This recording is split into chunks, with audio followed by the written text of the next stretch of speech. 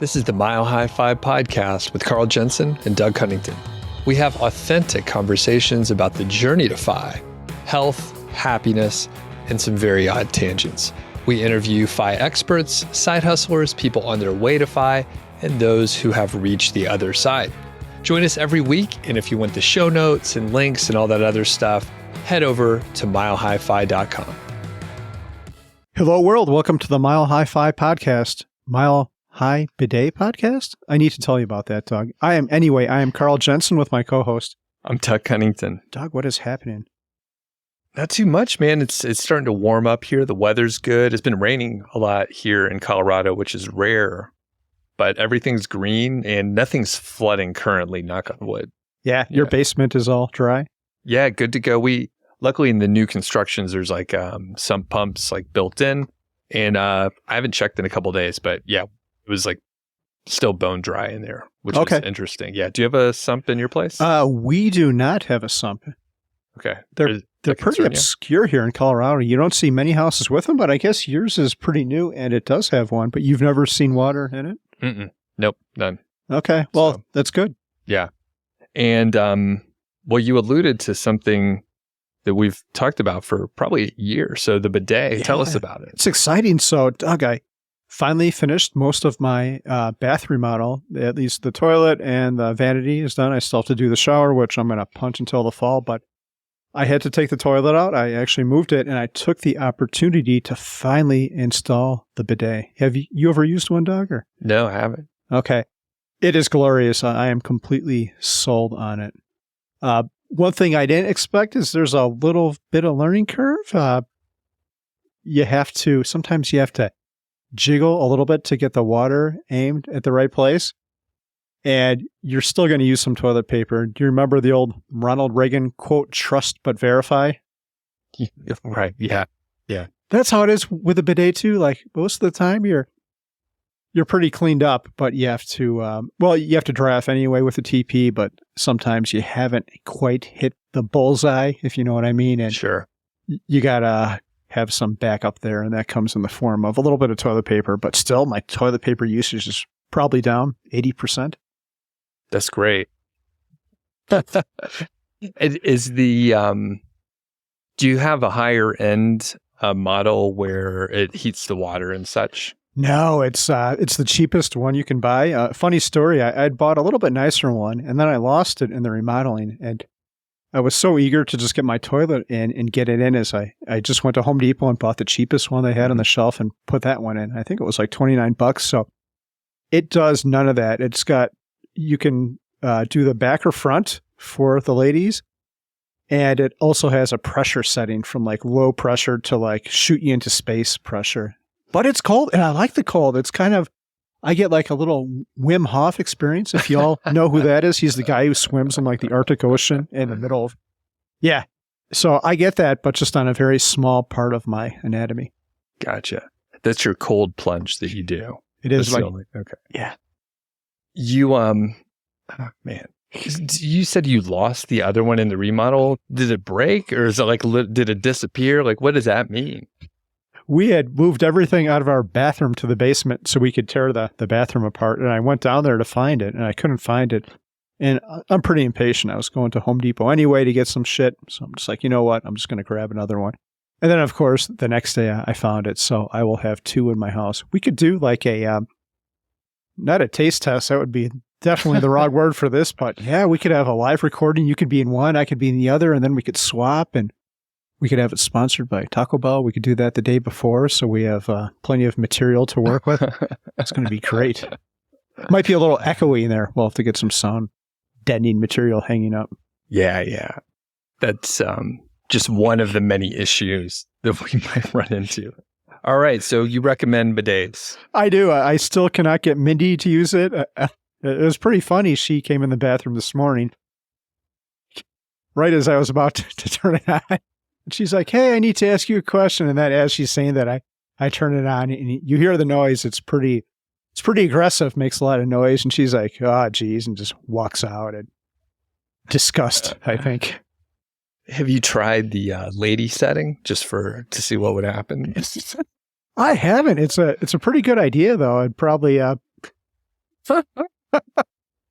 What are you thinking? Yeah, what do you think's going to happen? I guess I'd get my my beanbag washed.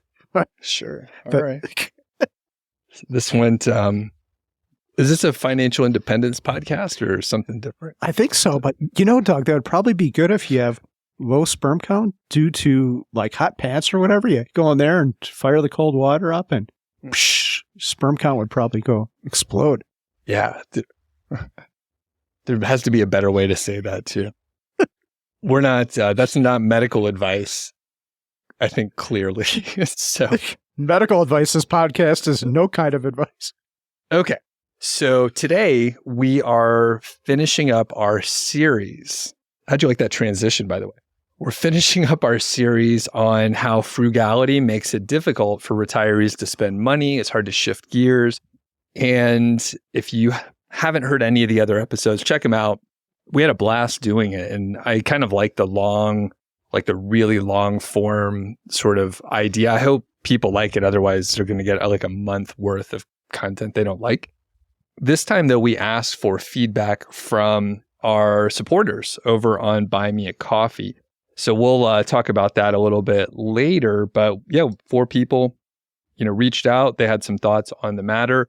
We, abbreviated these and kind of paraphrased a couple things. And speaking of Buy Me a Coffee, I'll quickly mention we got a recent iTunes Apple podcast review, and we got a 1 star because someone said that we talk about getting donations too much. And we don't even do it every episode. And, we can't make everybody happy. But I'm just glad we got a review. Unfortunately, that person, they don't like us asking for money for some reason. If that person donated, then we wouldn't have to do it. And then they could give us a 5-star because we won't be talking about it anymore. Right. And I think before too long, we'll do an episode, a little update with some of the stats and stuff like that. I think we're at a point where we actually could make a lot more money if we do advertising. But I don't know if we want to do that. We have some other stuff to do, but I kind of like not being tethered to any brand, or some brands may not like it if you spend about 8 minutes talking about bidets and stuff like that. Yeah, I'm kind of curious. The person who gave us that review, would they rather hear us asking for 30 seconds or a minute, or would they rather hear, 8 minutes of mattresses and pillows, and what other kind of shit are people hawking for? Macadamia nuts. I've heard that one on Tim Ferriss. Oh yeah. Athletic greens. Oh yeah. You need this fucking $100 a month subscription. That's crazy. That's how much, I think it's how much it costs. Really? What is that like a protein shake, or what is it? It's this is not an ad, by the way, clearly. And then we'll move on because we got stuff to talk about. But I think it's powdered up grass, basically. It's it's your serving of fruits and vegetables, and it has micronutrients. You can get cheaper stuff out there, but it has very strong branding, and they have ads all over the place. Yeah. So there's a lot of money going to people running ads. So powdered up grass, you are not selling it, Doug. It sounds like it would keep you regular, though, if you have issues. Eat that and poof. Yeah. I mean, people seem to like it, at least based on the ads that I hear. So anyway, we did get a review. If you all out there want to counter the review, that would be fantastic. But let's go ahead and get started here, Carl. And this one's from Shane. We're gonna be reading these. Carl and I are not. We're literate, but we're not strong readers. So we're gonna do our best, and please bear with us. Hi, gents. I'm 15 months post-fire, and I'm pretty comfortable with spending, but my high-income job and savings rate might not be relatable for most. My advice for those in a similar situation is to gradually increase spending for travel and fun in the last few years pre-FI, which helps ease into the retirement spending habits. I spent 50% more than my budget in year 1, and it was worth it. For those struggling with sudden lifestyle changes post-FI, it might be helpful to avoid scrutinizing every expense in the years leading up to early retirement. And there's some other details about some of the health and fitness stuff that Carl and I often talk about. talking about Peter Attia's latest book called Outlive, and he has a great podcast as well, and some other details about fasting. So pretty cool stuff, and Shane, appreciate it. Now, Carl, I want to ask you about avoiding scrutinizing every expense in the years leading up to FI. I think both of us are pretty conscious about like when we're spending, but yeah, what do you think about that? Do you still scrutinize every expense? I have, I have stopped doing it as much as I used to. But the one thing I still do, and we've talked about this many times, is if I go to the grocery store and there's 50 kinds of cheese that look the exact same, I do the little price browns thing. Sometimes I do spring for like Tillamook, a higher quality one, but for the most part, I've let go. Like I will buy food at the airport, and we just went to see a movie and we bought popcorn, and that's something I would have never done 5 years ago. So for the most part, I have let it go. Nice. Yeah, pretty much the same way. I mean, I try to not pay too much attention. Like we were out at a brewery last weekend called Wild Provisions down there in Boulder. And it was kind of mid-afternoon. It was after our dance lesson, so we worked up an appetite. And they don't have food there, but you could order it in. And normally I'm like, ordering it in, like their delivery fee, the tip, the other stuff, like it gets to be a little expensive. The thing is, we don't even eat out that often, so it's not like we're spending a huge amount on food generally. But anyway, we were like, yeah, let's go ahead and get the food. So we're kind of, letting go a little bit and on a Friday afternoon, enjoying it. Okay, so nice. Yeah. I have an additional thought about what Shane had to say, and this is pretty timely because I had a friend leave me a message actually a couple days ago. It was like 10 minutes long. This was my best friend going up. Hey, Pete, if you're listening, I think he actually does listen, but he lives in the Midwest, and in his message, he said, yeah, I know you do a lot of road trips, and I wish just one time you would have stopped and told me what to do with money and how to save, and I wish I could have gotten my money together because now I don't, and it might be too late. And I think that's probably how most people are going to end up. We just don't learn about money. But on the flip side, I think, Doug, you and I are at a very different situation. And if I continue life practicing my miserly ways, the regret I would have is not spending a little bit more when I was young. And I think that's the regret I have. And how fortunate are we to be able to say shit like that? So I think Shane has the right idea. I really liked how he said I spent 50% more than my budget in year one, and it was worth it. I'd be curious to hear what exactly he spent the money on, if there were any big items or if it was just little stuff, and why he thinks it was so worth it. Yeah, very cool. And I agree. Just spending a little bit more. Of course, some people are on the kind of sprint mindset, 1,500-day target, for example. But if you listen to the show, you probably know that we definitely encourage sort of a more, I guess, casual approach. Like you don't have to rush to retire. If so, then you probably need to get another job or make some other changes. It's probably not the money. So if you can spend a little bit more, that'll probably be a really positive thing. In fact, in some projections that I've put together, it's like for the first 5 years after, retirement or sabbatical or whatever you want to call it, to increase the spending by, like 30 to 50%, because maybe we're going to travel more. Maybe we'll do more stuff. Maybe we'll do like more experiences while traveling, which can be pretty expensive. I mean, I think travel is one of those things where it's kind of an unlimited amount that you could spend on it if you're willing to splurge. So yeah. All right. Anything else on that one from Shane? Real quick, I would just say along what you said, don't put off your happiness until you retire. And if there's something you could spend that would make you happy, it's better to work a little bit longer than to be miserly and wait for that thing at some future date that might never happen in the first place.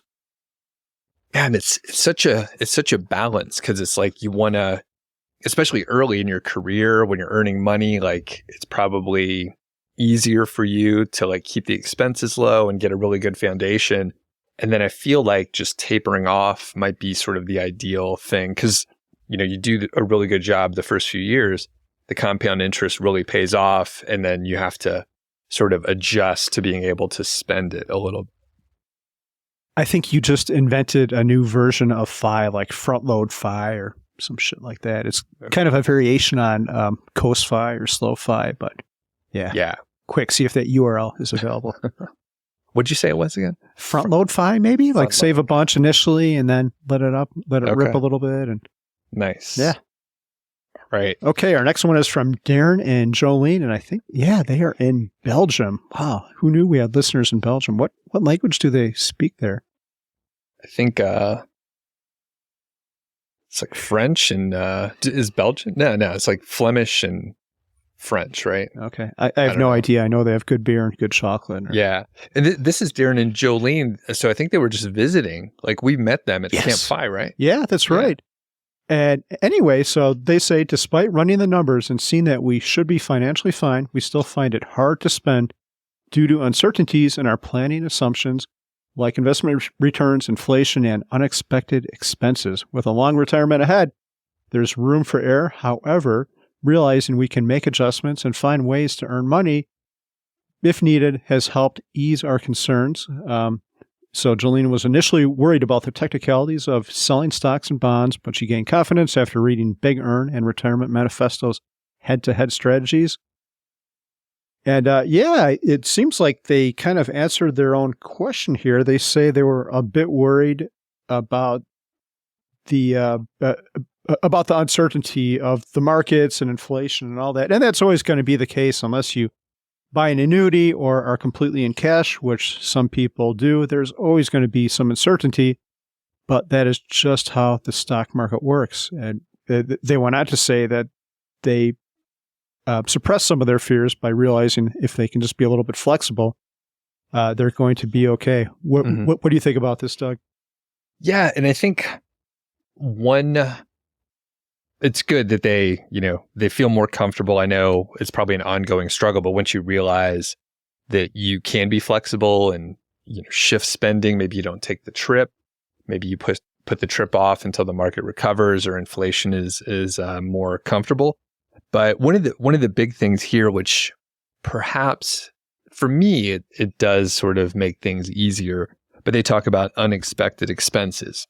I can't remember if it was an episode in this series, but our expenses are going to shift. Whatever you assume they're going to be, it's going to be different. Like things are going to change. You may end up moving. Maybe you weren't planning on moving, but you may end up moving.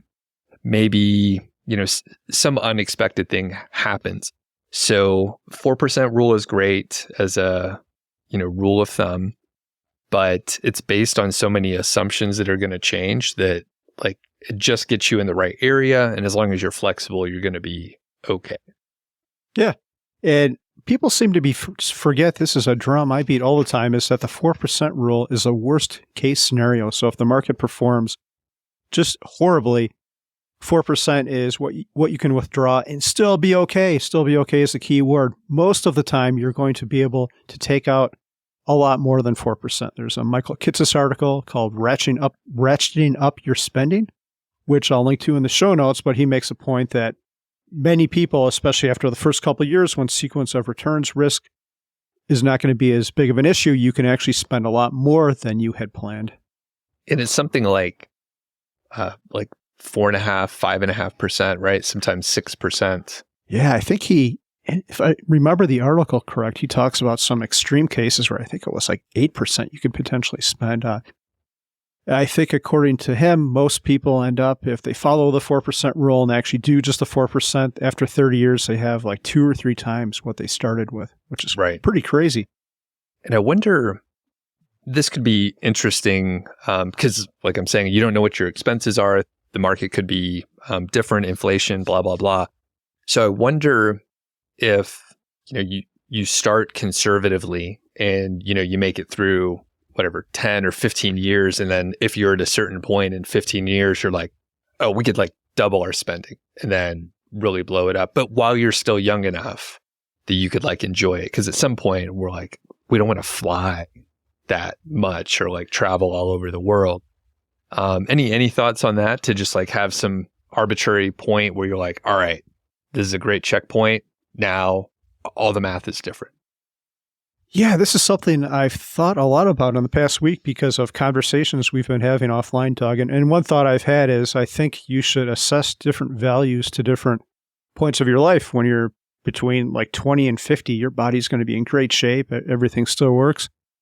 When you're 70 or 80, a lot of shit's going to be broken. So I'd rather optimize for my younger years and spend a little bit more there and take a little risk than optimize for my older years. And it's kind of funny. I think a lot of people do the latter. They want to make sure they don't run out of money. But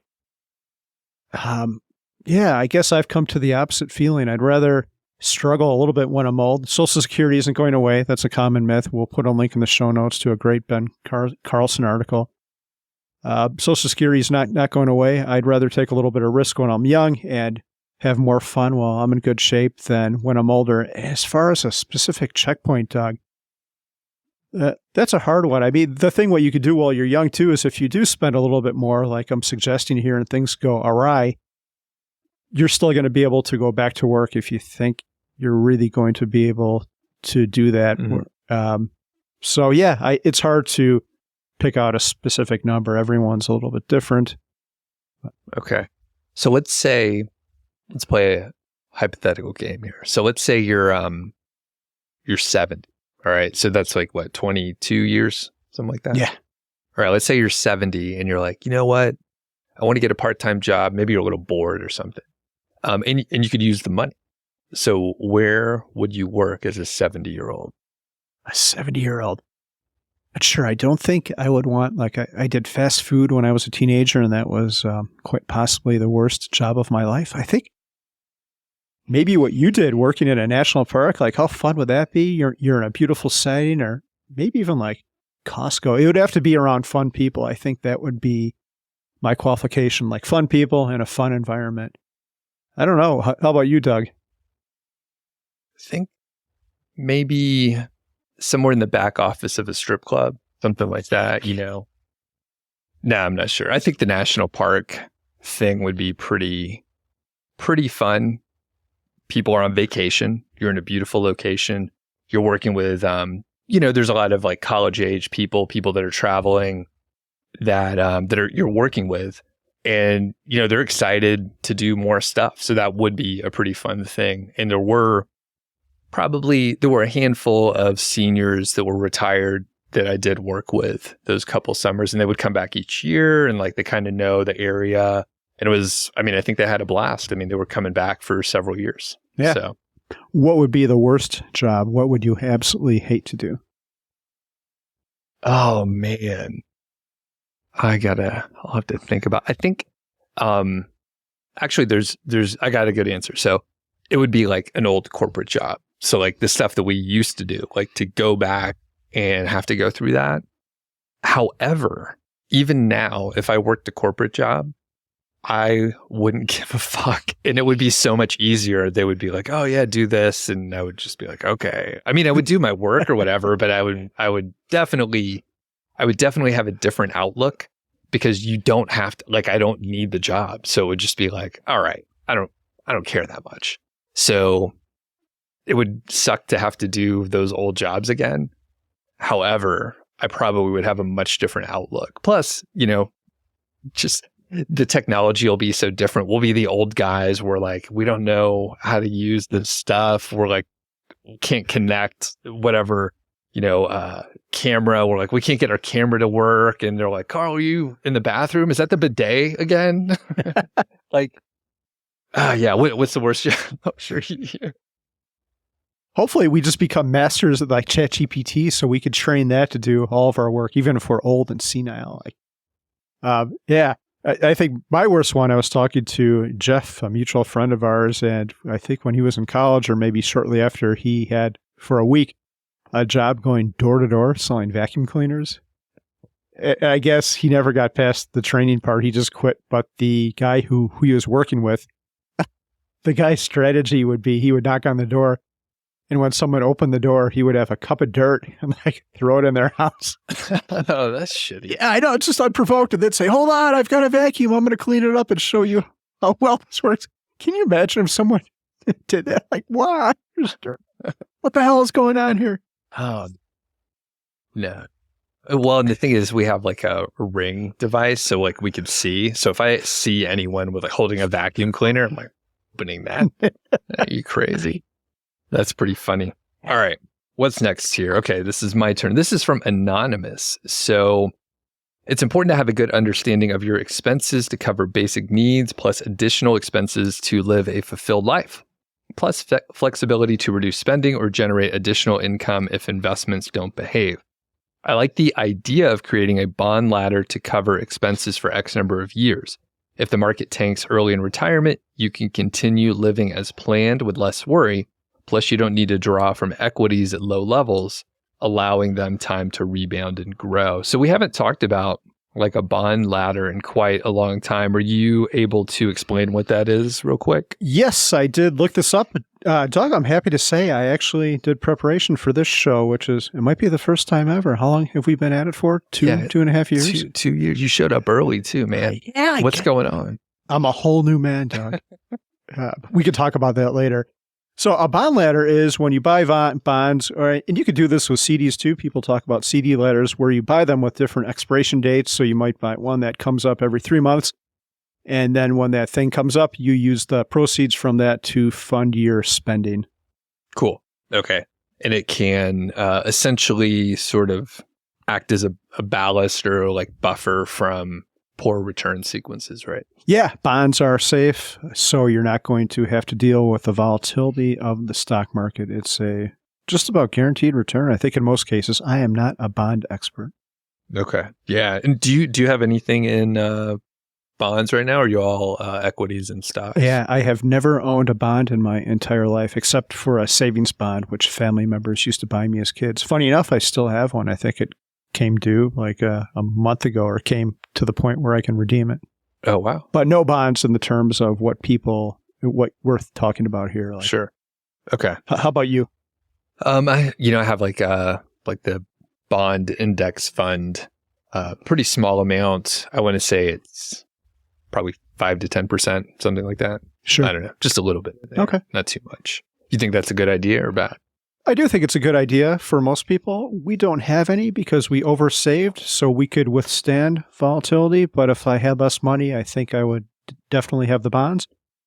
And I would rebalance it. And what I mean by that is if I wanted my bond allocation to be 10% versus 90% stocks, and at the end of the year, it's 15 to 85, I would get it back to a 10-90 because then you're buying the bonds at a better price. And rebalancing. Look it up. I did not explain it eloquently there.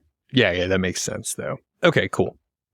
Nice. Well, before we finish up with the, actually our friend Mark from Mark's Money Mind, he has a comment here, but you said you're a whole new person. Do you want to talk about that now? Is it just from the bidet or is there something else too? It is. It's probably 1.5% the bidet, 98.5% other stuff. So Doug, we have finished up all the work on our other house. It has been rented for exactly a month as of yesterday.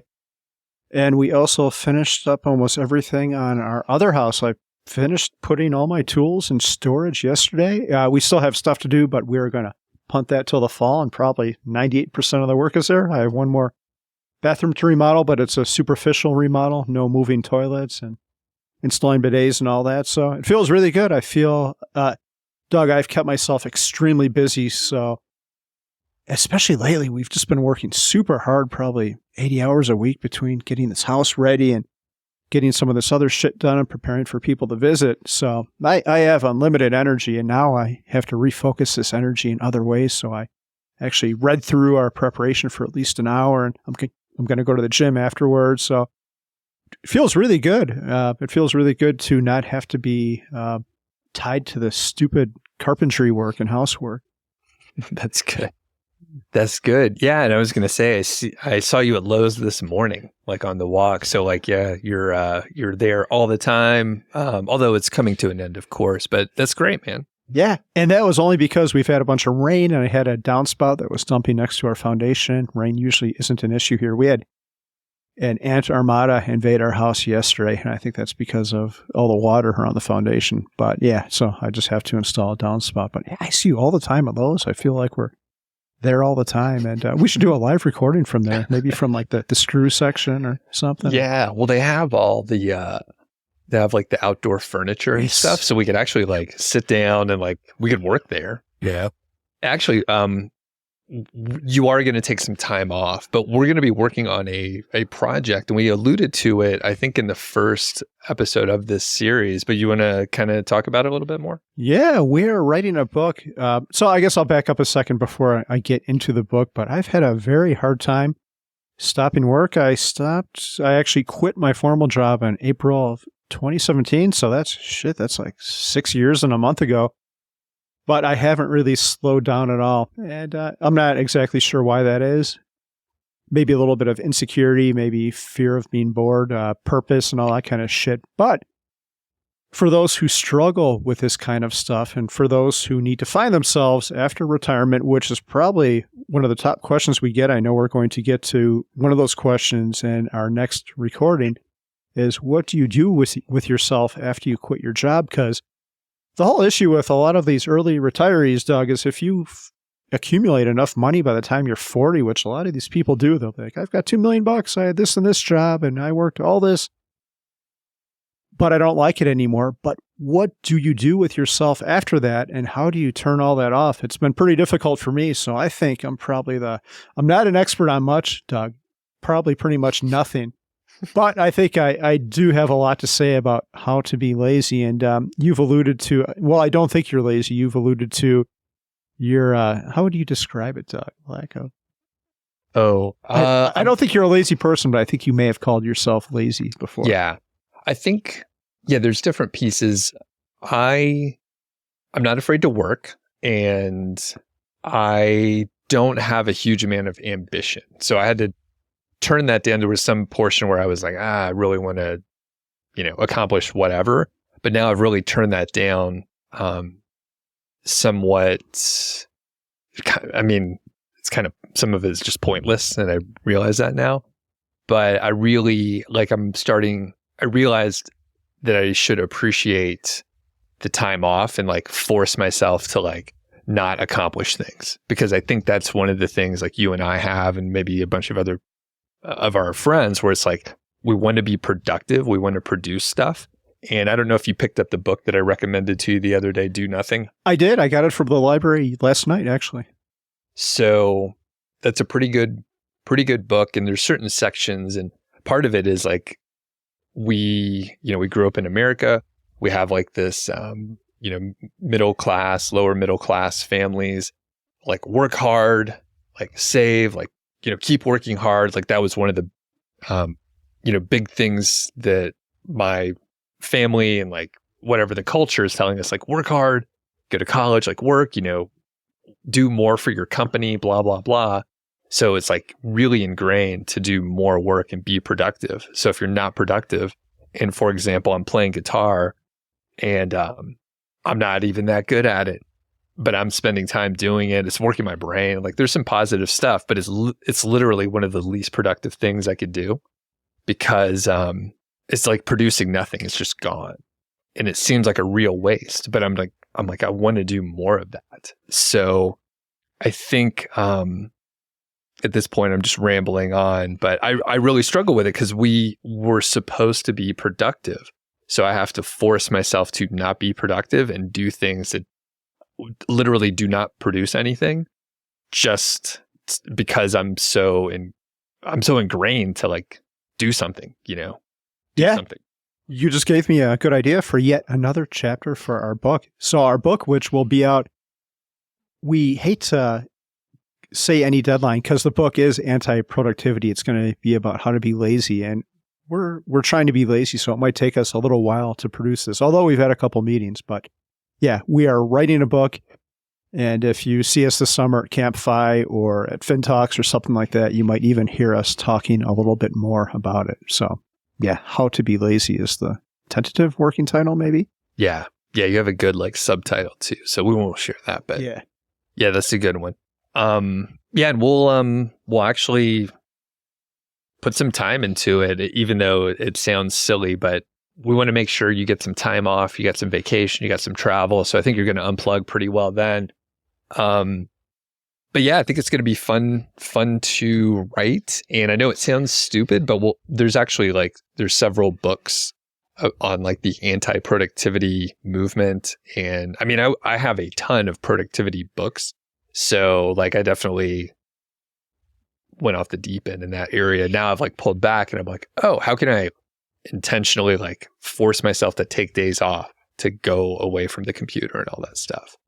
Ironically, to write the book, we'll be taking on computers, but you get the idea. It's going to be fun though, Doug. We might have a retreat in the mountains where we go right and buy one of those fancy hoodies that you're always talking about. It's going to be great. Maybe I don't allow myself to wear it till the first draft of the book is done, though. We'll have to think about that. Okay. Wait, are we going to get matching ones, or will they be different? If we get matching ones, it might be kind of weird if we're wearing them at the same time. Yeah, I think that's the idea. Okay. Yeah, yeah, I think it'll be weird too. But yeah, we can get matching ones. So. All right. Do you want to read the last one here from our buddy Mark, who is on the show? So we'll link up to that episode with him. Yeah, Mark's great. I'm actually going to see him in a little less than a month, which will be awesome. I'm going to see him in his native habitat in the mountains of Colorado. Anyway, Mark says, I experienced the same difficulty transitioning from the accumulation phase to the distribution phase in retirement.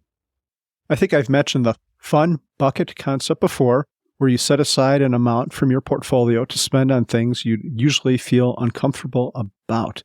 I mostly use the fun bucket for experiences with friends, like activities. I should put my reading glasses on, Doug. I can't see shit. Like activities, nice hotels, or upgraded flights. It's been liberating and has helped me overcome my frugality mindset. So this is the first time I've heard about the fun bucket, and I didn't listen to when you interviewed him. Did he talk about that on your episode? Or yeah, and we had some off the record conversations or offline conversations too. And essentially, he moved some money aside, some X amount, and was like, "This is a fun bucket for whatever, say 3 years, 5 years, whatever." And he was like, "I could spend that on whatever I want," and if I understood correctly, it was things that he normally would have not spent the money on, like upgrading flights or, nicer hotel, like perfect examples. And if he had the opportunity to, splurge for a more luxurious experience or whatever, he would go for it. And it kind of, it took the pressure off because he was going to be fine with all the other money, right? So he would be able to live off his investments. Everything was good over there. The fun bucket could literally just disappear and it would be fine. So it kind of took the pressure off and he had like X amount to spend. And I think he mentioned to me, like, I thought I was going to blow through it much faster or whatever. And he was like, I'm making up some details, but after 18 months, he'd only used like, say 10% of it or something like that. And he could have used up to whatever, 30%. Like he could have used way more, but he was still trying to figure out how to utilize that stuff. Yeah, nice. Do you have a fun bucket yourself, or what do you think about this concept? Two-part question. I think it's great. We have implemented a fun budget. So I think we talked recently how we're trying to, use a budget, kind of stick to it and that sort of thing. So, ironically, I don't have this frugality issue. So, if I didn't have a fun bucket, it'd be fine. I would like buy a guitar and be like, "Hey, this is cool. This is fun." I could probably sell it. Like I could enjoy it for a little while. Everything's good. Or if it's an experience, I'm like, "Hey, this is great." So, the fun bucket isn't really necessary for me, but it helps Elizabeth, I think. So we have put that in, and it's fairly new. I think we're only maybe 6 months into having a fun bucket, maybe less than that.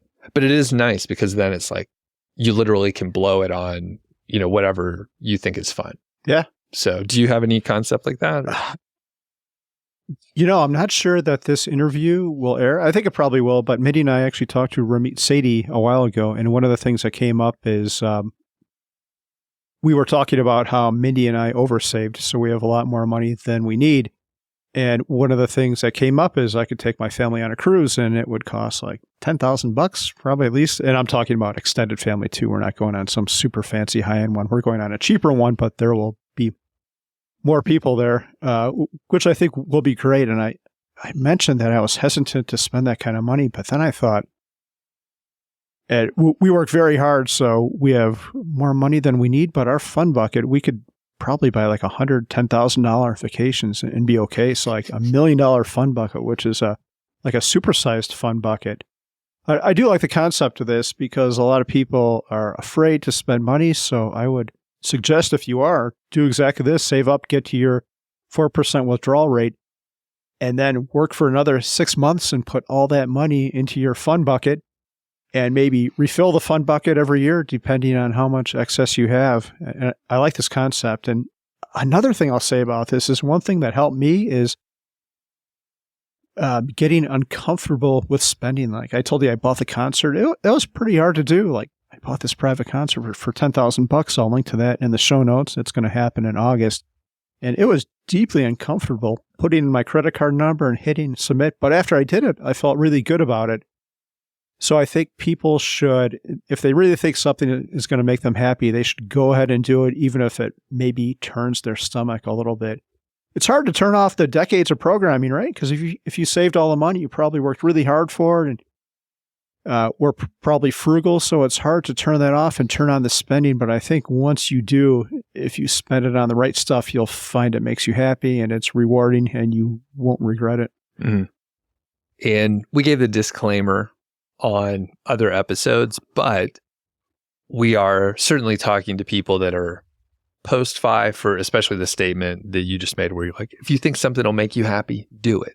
So sounds like advice to go do drugs and, just waste money. But that's not what you're talking about. It's like after you've accumulated, your situation is a perfect example. It's like you were so programmed to save that you're like trying to pull out of that so that you could actually like spend some of the money and feel good about it. So it's a small subset of people who are lucky like us, and we're trying to figure out how to navigate it. And the thing is, there's a lot of people in the community, like a lot of our conversations at retreats are around this because a lot of people are post-FI and they're trying to figure out what to do with their lives. They had a lot of years ahead of them. And they're like, yeah, it's hard I don't know what to spend money on. Like I forgot what to do. So yeah. All right. Well, as we're wrapping up here, is there anything, so you mentioned you got the concert, so that was kind of a stretch for you. The cruise, so that's coming up like next summer.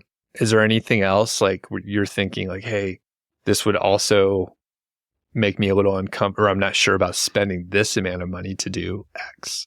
Yeah, there's one other crazy thing which we will do early in 2024, and that is we are going to replace one of our cars with a Tesla. So we'll sell or probably just give away maybe to someone who could use a car. I call it the Mindy van. It is a Mazda 5 6-seater micro minivan, which sounds redundant, but Google it and you'll see what I'm talking about. So we are going to buy a Model Y like Pete, Mr. Money Mustache, just did early in 2024. And then we are going to take it on a cross-country road trip when the girls get out of school the following summer.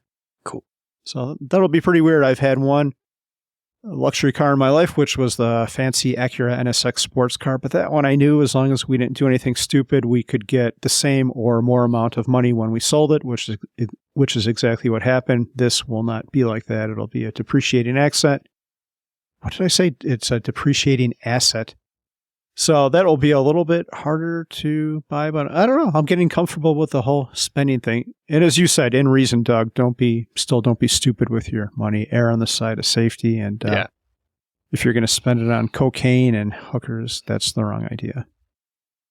Unless that's what you want to do. We're not here to judge. I mean, I don't care what you spend your money on. Just make sure it fits in your plan and your budget. But yeah. Keep it under control. Quick question. So, yeah, Pete, we actually rode with him to, you dropped him off. So we were with him when he picked up his car. Hopefully it's okay that we said that. Yeah. He got the car. We checked it out. After you were in there, does that make you even more excited to get it? Does that encourage you to do? I know you were planning on it anyway, but now are you like, I'm really pumped to get this? Why? Yes, I am, but probably not because of the experience of picking it up. So Doug and I drove him up to the Tesla dealership to pick the thing up, and then he drove it home. But I followed up with him a couple days later, asking him about how he liked the car. And he said he liked it even more than he thought he did. I've test driven this in the earlier iterations of it. We had pretty rough suspension, very sporty, but maybe not what you want in a family car. And they've softened that up a little bit. And he said the UI was a little bit clunky.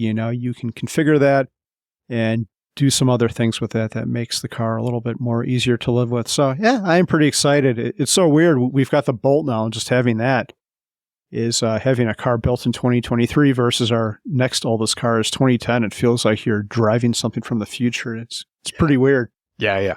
It's cool. Yeah, both of them are super nice. And like you said, if you're driving something old, even just riding in the Bolt is pretty luxurious for me. Yeah. Our minivan, I don't know what happened, but I think one of the kids spilled water. You go in there and it smells like a gym or like socks or something. So maybe we'll get rid of that car sooner than we thought. But okay. I'll have to pay someone to actually take it now or set it on fire. No, I'm not going to do that. All right. Well, this is good. I think we're all done. Any final thoughts here, Carl? Get a bidet. Maybe we said no commercials, but if a bidet company wanted to sponsor us, maybe we would reconsider. It seems like it would flow with our message. It would, and we'd be like, we're not just spokespeople, we're also clients, that sort of thing, like the Hair Club for Men. You remember that? Yeah, I do. Cy Sperling, right? I didn't know his name. Yeah, that was the guy's name. I remember that at the end of the commercial. I'm not only the owner, I'm a client. Yeah. Clean backsides for everyone. Everyone deserves a clean ass. Thanks for listening to the show. That was the Mile High 5 podcast, and I'm Doug Cunnington, the balder host, and Carl Jensen is the cool, sexy one. If you dig the show, please do 3 things for us. Number 1, tell a friend, a family member, an enemy about the show. We really don't care who you tell. Maybe forward them a specific show that you know that they will like. It's the single most helpful thing that you can do to spread the word.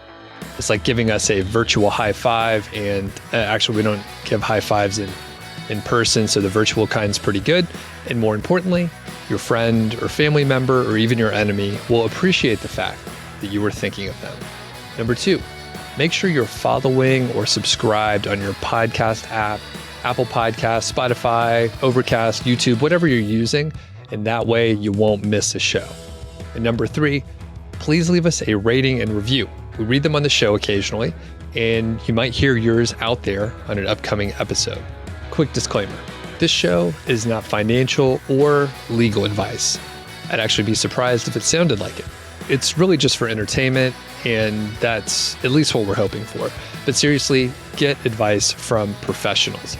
Carl and I are just 2 guys with microphones that sit in my basement and talk. So we'll catch y'all next week.